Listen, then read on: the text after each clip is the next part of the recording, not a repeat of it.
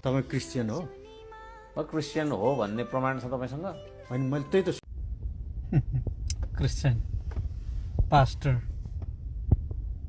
यसो भन्ने कसैले प्रमाणित गर्न सक्छ हर्क साम्पाङ क्रिस्चियन हो, पास्टर हो भनेर?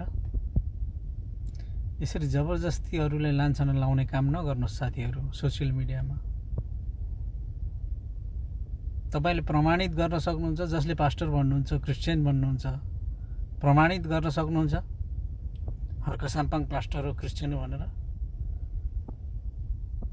हर्क साम्पाङले राख्नु भएको छ, म क्रिस्चियन होइन, म कुनै धर्म विरोधी होइन, म एउटा किराँती कुलमा जन्मेको राईको छोरो हुँ, म प्रकृति पूजक हुँ, सबै धर्म बराबर, सबै मान्छे बराबर, नेपाल विकास हुन्छ श्रमले, श्रमदानले, सबै मिलेर श्रम गर्नुपर्छ, यो जात त्यो जात होइन भनेर भनिराख्नु भएको छ त। देख्न सक्नुहुन्न तपाईँहरूले?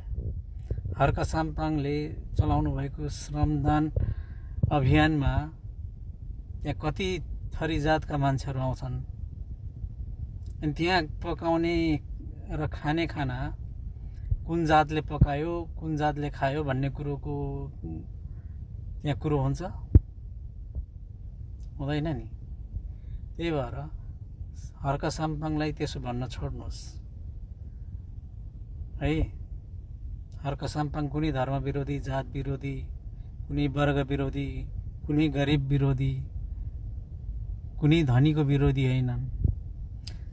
देश बनाउनुपर्छ सबै मिलेर श्रम गरेर, गफ नगर्ने, श्रम गर्ने, अरूको खुट्टा नतान्ने, अरूलाई मुर्दाबाद नभन्ने। तपाईँहरूले सुन्नुभएको छ हर्क साम्पाङको कुनै पनि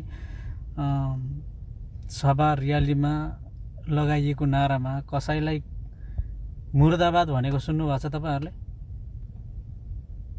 कहिले मुर्दाबादको नारा लगाउनु भएको सुन्नुभएको छ तपाईँहरूले?